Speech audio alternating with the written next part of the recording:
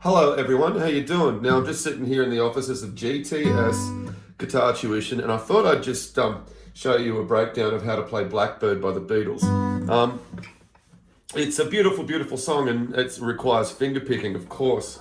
It's a fun piece and a beautiful piece, and even if you're just, a relative newcomer to the guitar, I encourage you to have a crack at this one because at least the start of it's approachable, even if you're a novice. And if you're committed to it and you're motivated to learn it, then it'll come to fruition. Here's the first thing that you do. With your left hand, just put the ring finger down on the 3rd fret of the bottom string, and you play that along with the B string, the open B string, and that's like a G major dyad. Play those two. And then in with the index finger to the G string, okay? So that's just like that. Try and keep your right hand as steady as you can when you play these things. You can brace on the bridge if you like. In fact, I think I might do that. Yeah, so there's that first chord, you see? You only need one finger for that chord and for the next chord, in fact, which is basically an A minor 7. And so index finger on the 1st fret of B. And then with our right hand, we put the thumb on the A string. Our middle finger has the B string here. And then our index finger has the G string. So that's just those two.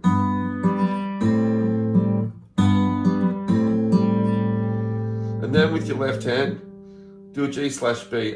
And I'd encourage you to use the middle finger here, 2nd fret A string, and the pinky 3rd fret B string. Play those two.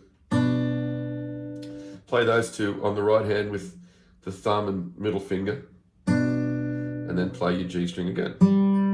So there's the first 3 chords. Isn't that pretty? Just do that, Practice it backwards and forwards if you like. Okay? Keep the hand as steady as possible. Beautiful notes. But in the performance, of course, you just do this. All the way up the top, then get your fingers into the 10th and 12th frets. Now, what I mean is your index finger of the left hand into the 10th fret of A, pinky of the left hand into the 12th fret of B. Right hand, thumb on the A string, middle finger on the B, and you play that chirpy little interval there. And then 3 more notes, and that was simply the B string, the G string, and the A string. Okay. And follow those by just 2 more notes. B string, 12th fret, and open G string. Notice the big pitch range between those 2 notes. So.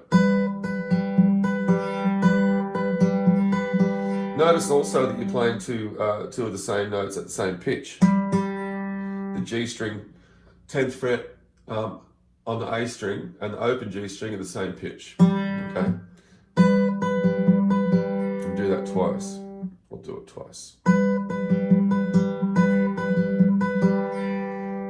So I'll recap all that for you.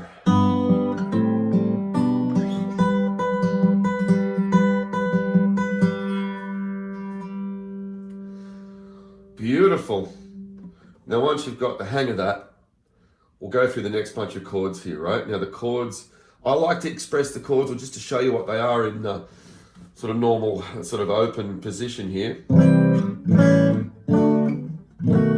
Now you don't play that way in the performance, of course you don't, but I just want to show you what the chords in fact were. C, A7, D, and B7. Here's how you play them. Okay, ready? Okay. Index finger of the left hand on the 3rd fret of the A string, and pinky on the 5th fret of B. You just do that. On the right hand, we've got thumb on the A string, middle finger, as always, on the B, and then index finger on the G string. I just want to mention briefly here how I allocate fingers of the right hand. The thumb, as often as possible, is going to play the bottom 3 strings. The index finger will play G. The middle finger will play B. The pinky will play the top E string. Now that's just, they're kind of background rules, okay? So try and observe that as much as possible. Then with the left hand, go to the 4th fret with your middle finger, keep the pinky where it is, and put the index finger on the top string at the 3rd fret, and play those notes. What did I just do? Okay, here we go. On the right hand. Thumb on the A string, ring finger on the top string. And then that G as well. Okay, so I'll just play those previous two. Okay, I hope you got all that. I'll do it one more time. Change the left hand. Now, what comes next? The same thing, but moved up by 2 frets. Oh, beautiful. That's our C major chord. Our inverted A7. Our D major chord. Okay, with a G note in it. So I guess it's D major 4 or whatever. And then our inverted B7 chord. What a beautiful bunch of chords. Okay, now you're in for a treat and a bit more technique. Here is E minor chord. Look at that E minor chord. It is fretted at the 7th fret. It is a root 5 minor bar chord. Root 5 meaning simply that the root note in this case is allocated on the 5th string, fretted. And watch this pattern now with the right hand. This is a really important pattern, okay? So I'll take you through it. Thumb on the A string, middle finger on the B. Bang, just like that.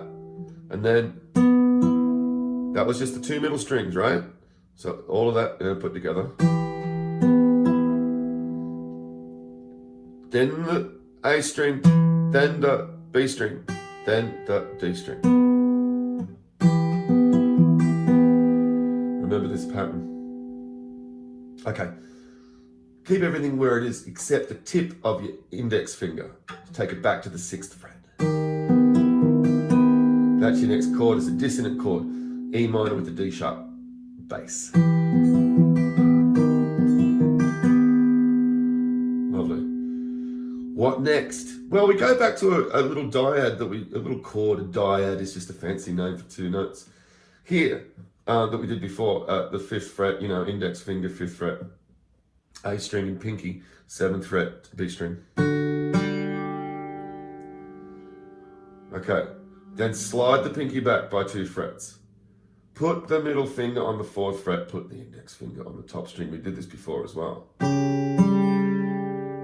So we're just going in reverse, well, we're going backwards, aren't we? Downward in pitch. And reverse order of chords compared to going up, of course.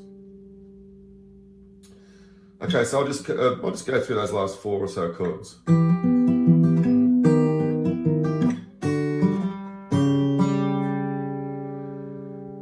Then we're going to have a major bar chord here, a C major bar chord, root 5 major bar chord. There it is, there it is, there it is. And the same Travis picking pattern that we did on E minor, please. Okay, here we go. Then same pattern for C minor. Same pattern for G/B. Same pattern for A7. All right, look at those last 2 chords, G/B. Index finger, middle finger, respectively 2nd fret, A string, 3rd fret, B string. A7. D7, just take the string pattern up. So now you're going to start on the D string and the top E string. Okay? Just like that. Notice that we're doing the thumb now on the G string as well, and we've taken all the fingers up relatively by 1 string. So it's not the pattern that I mentioned before, which is ring, middle, index, thumb, thumb, thumb. I'm just taking that up here, just moving it like that. You got the G to finish, you just need 1 finger on the left hand.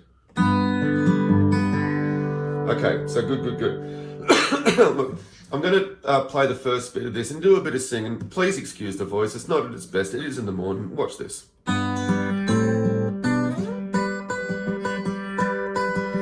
Blackbird singing in the dead of night. Take these broken wings, learn to fly. your life. You were only waiting for the moment to arise. And then do this. This is new, watch this.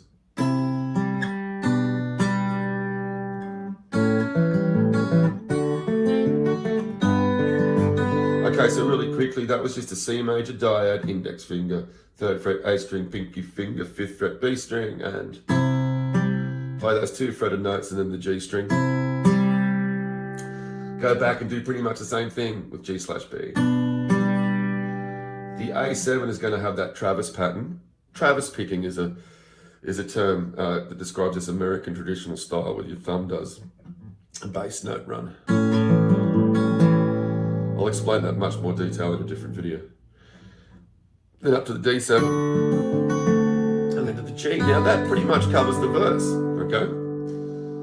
That pretty much covers the verse and that little instrumental bit at the end of the verse, okay? Beautiful stuff. Okay, now, I'm just going to show you the bridge. I'm not going to put this in a structure for you today. I'm not going to perform it in its entirety. I'm just showing you the parts. I'm just showing you the material. Here's the bridge anyway. Watch this. Watch. This is an important part of the song.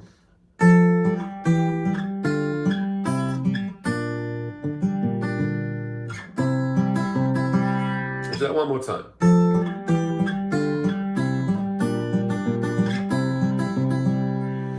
Okay, let me take you through that. Start up here with the F major dyad. It's an F note to 8th fret A string, pinky 10th fret B string. Play those 2 fretted notes, and then the G string is a drone. Then slide the index finger back by just 1 fret and put the ring finger at the 8th fret of the B string. Do the same thing. Take both fingers back 2 frets, do the same thing. Then go back 2 frets with the index finger and put the pinky on the 5th fret of the B string, and that gets you a set of dyads that covers the F major, E minor, D minor, and C major chords. All of them colored with this G note, of course. Now take it back again to a B flat chord. In terms of the key, this is an accidental chord, the B flat, but it's a beautiful thing to insert into the composition. It just sounds so lovely. I like to use this pattern, okay? So that was again thumb on with the right hand, thumb on the A string, middle finger up on the B string. Slide that up 2 frets then, both fingers of the left hand, slide them up 2 frets. All right, lovely, lovely. So watch all that again. Oh, sorry.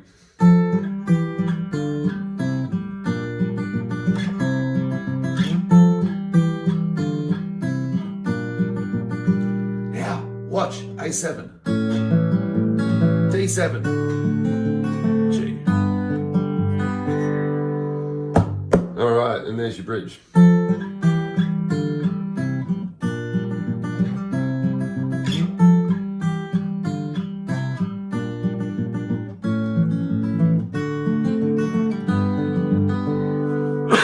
Play it with passion, play it with joy. If you get a couple of strings wrong, like I think I just did in that last passage, don't worry, I'll do it one more time.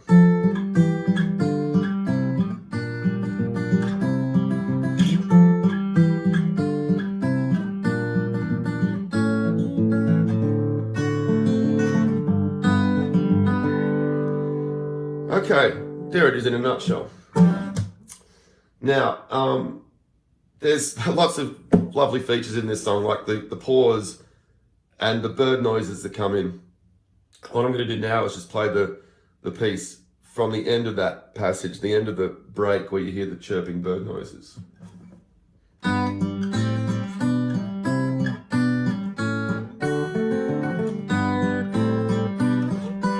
This is the last verse.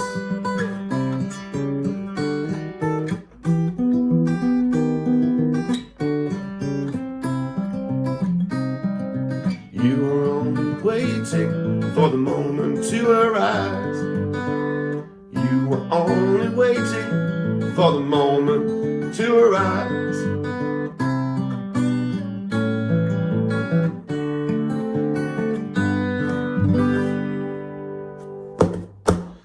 Well, guys, I hope you enjoyed that. I hope you got something out of that. When you look at the bridge section, please look at the breakdown closely. I'll just do it one more time because I'm a perfectionist.